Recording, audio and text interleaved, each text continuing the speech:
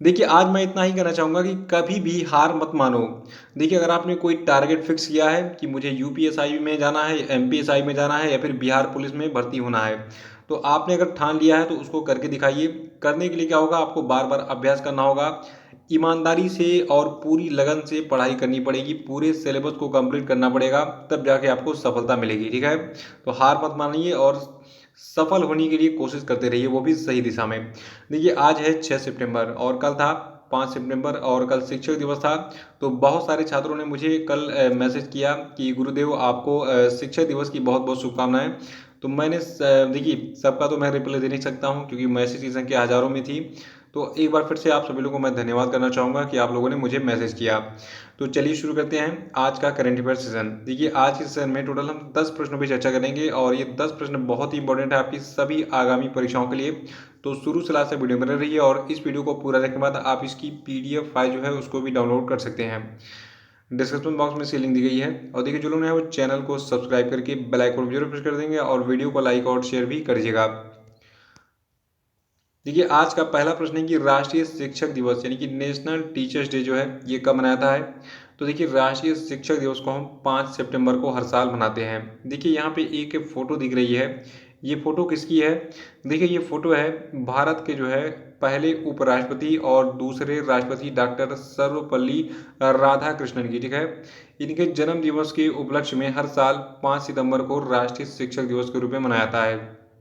ये प्रश्न एग्जाम में पूछा भी गया है कि निम्नलिखित में से किसके जन्मदिन को हम राष्ट्रीय शिक्षक दिवस के रूप में मनाते हैं। तो ये व्यक्ति हैं डॉक्टर सर्वपल्ली राधाकृष्णन, जो कि भारत के पहले उपराष्ट्रपति थे, जो कि बाद में चलकर भारत के क्रम से जो है दूसरे राष्ट्रपति बने थे। देखिए, जो डॉक्टर सर्वपल्ली राधाकृष्णन है, इनका जन्म हुआ था 5 सितंबर 1888 को ब्रिटिश भारत की तत्कालीन मद्रास प्रेसिडेंटी, जो कि अब तमिलनाडु में है, वहां पर हुआ था। और दूसरा प्रश्न कि हाल ही में किस देश के प्रधानमंत्री योशिहिदे सुगा ने अपने पद से इस्तीफा दे दिया है। तो देखिए, योशिहिदे सुगा जो है ये जापान के प्रधानमंत्री थे और देखिए पिछले साल ये इस पद पर आए थे, यानी कि पिछले साल ये प्रधानमंत्री बने थे जापान के। और इन्होंने उस समय जो है जापान के पूर्व प्रधानमंत्री शिंजो आबे का स्थान लिया था, जब शिंजो आबे ने स्वास्थ्य कारणों से अपने पद से इस्तीफा दे दिया था। तो अब जो है जो आपके योशिहिदे सुगा है ये जापान के प्रधानमंत्री नहीं है, इसको याद रखिएगा। और अगला प्रश्न है कि 3 सितंबर 2021 को प्लास्टिक समझौता लॉन्च करने वाला पहला एशियाई देश कौन सा बन गया है। देखिए, आज के जितने भी प्रश्न हैं बहुत ही सिलेक्टिव हैं और आगे के प्रश्न आपको 1 से 10 तक जितने भी हैं सभी सिलेक्टिव ही मिलेंगे, ठीक है। मैं फालतू प्रश्नों को नहीं पढ़ाता हूँ, जितना एग्जाम में आता है देखिए, इसीलिए मेरे सारे प्रश्न एग्जाम में मिल जाते हैं क्योंकि मैं सिलेक्टिव चीज़ देता हूँ, जो आता है वही मिलता है आपको, ठीक है। तो उतना ही खाइए जितना आप पचा सकें। देखिए, तीसरा प्रश्न है कि 3 सितंबर 2021 को प्लास्टिक समझौता लॉन्च करने वाला जो पहला एशियाई देश है। देखिए, यहाँ पे दुनिया का नहीं बात हो रहा है, यहाँ पे एशिया का बात हो रहा है। तो पहला एशियाई देश अपना भारत बन गया है। और देखिए, जो आपका ये प्लास्टिक समझौता यानी कि प्लास्टिक पैक्ट है, तो इसको भारतीय उद्योग परिसंघ यानी कि कन्फेडरेशन ऑफ इंडियन इंडस्ट्री और world wide fund for nature के सहयोग से जो है एशिया में पहली बार लॉन्च किया गया है। और इसके अंतर्गत 4 साझा लक्ष्य रखे गए हैं। इसमें पहला लक्ष्य है रीडिज़ाइन और इनोवेशन के जरिए अनावश्यक और समस्याग्रस्त प्लास्टिक पैकेजिंग को खत्म करना। और दूसरा, ये सुनिश्चित करना कि सभी प्लास्टिक पैकेजिंग पुनः प्रयोज्य हों। और तीसरा, प्लास्टिक पैकेजिंग के पुनः उपयोग, संग्रह और पुनर्चक्रण को बढ़ावा देना। और चौथा टारगेट है प्लास्टिक पैकेजिंग में पुनर्नवीनीकरण सामग्री को बढ़ाना। देखिए, आपको बता दूं यहाँ पे तो एशिया की बात हो गई, ठीक है। एशिया में पहले प्लास्टिक समझौते को लॉन्च करने वाला एशियाई देश कौन सा बन गया है, पहला देश भारत बन गया है। लेकिन जो पहला प्लास्टिक समझौता है ये वर्ष 2018 में यूके यानी कि यूनाइटेड किंगडम के द्वारा लॉन्च किया गया था।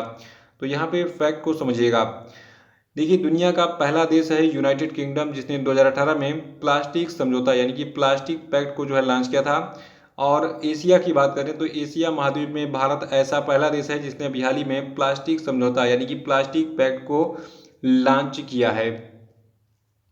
चौथा प्रश्न है कि हाल ही में किस राज्य में 2 लुप्तप्राय प्रजातियों हिम तेंदुआ और ब्लैक नेक्ड क्रेन को क्रमशः अपने राज्य पशु और राज्य पक्षी के रूप में अपनाया।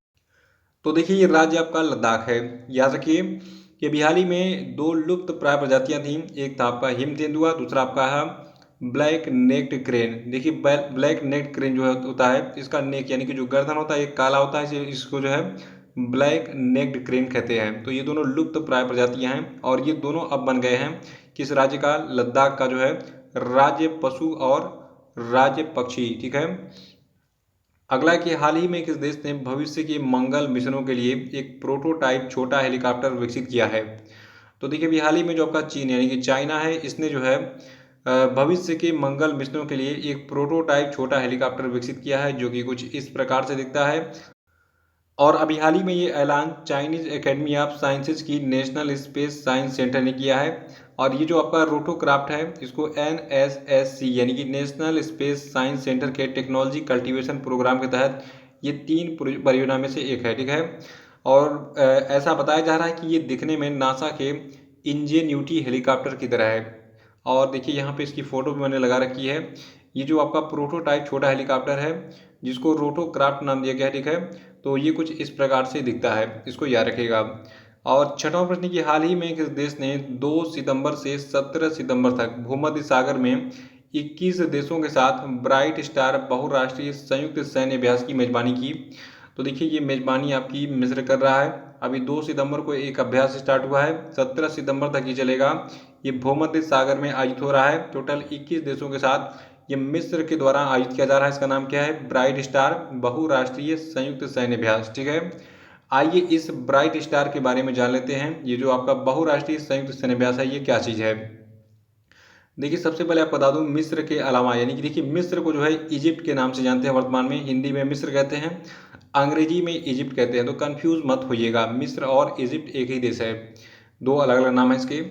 तो मिस्र जो है, इसके अलावा अमेरिका, जॉर्डन, संयुक्त अरब अमीरात, सऊदी अरब, फ्रांस, ब्रिटेन, ग्रीस और इटली सहित टोटल 21 देश इसमें पार्टिसिपेट कर रहे हैं। देखिए जो ब्राइट स्टार है, ये एक बहुराष्ट्रीय सैन्य अभ्यास है जो 1980 में मिस्र और इजराइल के बीच में यूएस ब्रोकरेज शांति संधि के तहत एक हिस्से के रूप में किया गया था। और ये हर 2 साल में एक बार आयोजित होता है अमेरिका के सहयोग से। और इसकी मेज़बानी मिस्र ही करता है। ठीक है, अमेरिका का सहयोग लेता है और मिस्र जो है इसकी मेज़बानी करता है। और मूल रूप से सितंबर 2020 के लिए ये जो आपका अभ्यास था ये आयोजित होना था, लेकिन सितंबर में कोरोना के कारण इसको कैंसिल कर दिया गया था। तो जो सितंबर 2020 वाला अभ्यास है, अब जो है सितंबर 2021 में आयोजित किया जा रहा है मिस्र की मेज़बानी में। इसका नाम क्या है? Bright star. देखिए किसी भी सैन्य अभ्यास के बारे में जितनी भी चीज़ें पूछी जा सकती हैं मैंने आपको बता दी हैं, इसको नोट करना आपका काम है। 7वां प्रश्न की हाल ही में भारत ने किस देश के साथ air launched unmanned aerial vehicle के लिए एक समझौते पर हस्ताक्षर किया है? तो देखिए भारत ने जो है अमेरिका के साथ एक air launched unmanned aerial vehicle के साथ समझौता किया है। और आपको बता दूं, जो आपका नया समझौता है इसके तहत अमेरिका जो है अपनी तकनीकी भारत को देगा, यानी कि भारत जो है ये अमेरिकी तकनीकी की सहायता से air launched unmanned aerial vehicle का जो है विकास और परीक्षण करेगा। ठीक है। 8वां की हाल ही में यूनाइटेड किंगडम के विदेश सचिव डोमिनिक राब ने 2 सितंबर 2021 को किस देश के खिलाफ नए प्रतिबंधों की घोषणा की? तो देखिए यूनाइटेड किंगडम के जो विदेश सचिव हैं जिनका नाम है डोमिनिक राब, तो इन्होंने 2 सितंबर 2021 को जो है म्यांमार के खिलाफ कुछ नए प्रतिबंधों की घोषणा की है। और इन नए प्रतिबंधों में क्या क्या शामिल है? देखिए ये प्रतिबंध इसलिए लगाए गए हैं क्योंकि जो आपका म्यांमार देश है, आपको पता होगा वहाँ पे सैन्य शासन चल रहा है। वहाँ पे जो सत्ता है, वहाँ पे लोकतंत्र बिल्कुल ख़त्म हो गया है। ठीक है, पूरे सेना का कब्जा है पूरे म्यांमार में। तो वो लोग अपनी मनमानी करते हैं, अपने हिसाब से काम करते हैं। और ऐसा देखिए सुनने में आया था कि जो आपका यू ताइजा है, ठीक है, एक व्यवसायी है, म्यांमार की व्यवसायी हैं यू ताइजा। और इनका जो एक ग्रुप है, बिजनेस ग्रुप हटू समूह, ठीक है, तो ये सेना को फंडिंग दे रहा था कि तुम भैया पैसे लो और जो आपके रोहिंग्यास हैं उनको मारो, और मतलब ऐसे बहुत सारी एक्टिविटीज़। तो इसलिए म्यांमार पर जो है ये प्रतिबंध लगा दिया है यूनाइटेड किंगडम ने। और देखिए ऐसा ब्रिटेन ने बार बार कहा है म्यांमार को कि भैया जो आपका सैनिक वैनिक हैं, ठीक है, आपके, तो वो जो है वहाँ पर क्रूर हमले ना करें रोहिंग्यास पर। कहाँ पर? म्यांमार में। दूसरा कारण इसका था कि म्यांमार की सेना ने जो म्यांमार की सरकार है इस पर एक सफल तख्तापलट किया था, यानी कि पूरी सत्ता को जो है इन्होंने समाप्त कर दिया वहाँ पर। और देश में 1 साल के आपातकाल की घोषणा कर दी थी। ठीक है, तो ये सारे कारण हैं कि सेना की मनमानी जो है उसके कारण म्यांमार पर यूनाइटेड किंगडम ने जो है अभी हाल ही में प्रतिबंध लगा दिया है, ठीक है। तो इसको याद रखिएगा। और नवा प्रश्न है कि हाल ही में किस देश के बरनाबी शहर में हर साल 5 सितंबर को गौरी लंकेश दिवस मनाने की घोषणा की गई। तो देखिए ये देश आपका कनाडा है। कनाडा के शहर बरनाबी में हर साल 5 सितंबर को गौरी लंकेश दिवस मनाया जाएगा। देखिए गौरी लंकेश जो है एक पत्रकार का नाम था। इनकी हत्या कर दी गई थी 5 सितंबर 2017 को, ठीक है। और जो आपकी गौरी लंकेश हैं ये एक वामपंथी पत्रकार थी। देखिए इनकी कई सारी पत्रिकाओं में जो है मतलब हिंदू धर्म के खिलाफ काफ़ी टिप्पणी की गई थी ऊटपटांग।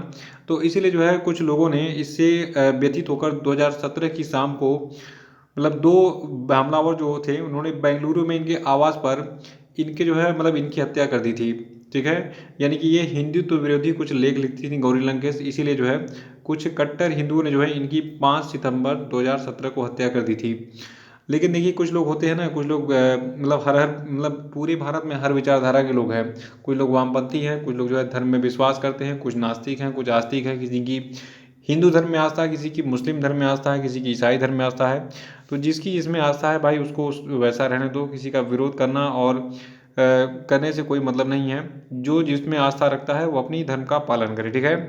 तो कुछ इस प्रकार इनके खिलाफ हुआ था, इसलिए इनकी हत्या कर दी गई थी।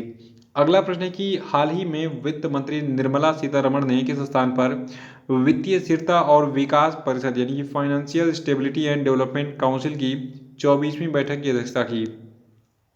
तो देखिए अभी हाल ही में नई दिल्ली में जो है वित्तीय स्थिरता और विकास परिषद की 24वीं बैठक की अध्यक्षता की गई थी। और ये जो बैठक थी ये नई दिल्ली में विज्ञान भवन में आयोजित की गई थी। और इस बैठक में वित्तीय क्षेत्र पर सरकार के साथ साथ विभिन्न नियामकों के दौरान लगातार नज़र रखे जाने की जो है ज़रूरत पर जोर दिया गया। और इसमें भारत की वित्त मंत्री निर्मला सीतारमण जो है ये अध्यक्ष रही, यानी कि इनकी अध्यक्षता में ये बैठक हुई थी। और इसमें जो है FSDC की बैठक में यानी कि जो आपका ये बैठक था financial stability and development council का, तो इस बैठक में जो है भारतीय रिजर्व बैंक के गवर्नर शक्तिकांत दास समेत वित्तीय क्षेत्र के विभिन्न नियामक भी शामिल हुए थे। तो अगर एग्जाम में पूछा जाए कि अभी हाल ही में सितंबर महीने में वित्तीय स्थिरता और विकास परिषद की जो 24वीं बैठक है ये कहाँ पर आयोजित की गई थी, तो ये विज्ञान भवन नई दिल्ली में भारत की वित्त मंत्री निर्मला सीतारमण की अध्यक्षता में आयोजित की गई थी। तो ये थे आपके आज के सभी महत्वपूर्ण करंट अफेयर। और हम बात करेंगे आज के सभी क्वेश्चन पे। देखिए आज के क्वेश्चन का पहला प्रश्न है कि इंजीनियर्स इंडिया लिमिटेड की पहली महिला अध्यक्ष और प्रबंध निदेशक कौन बनी।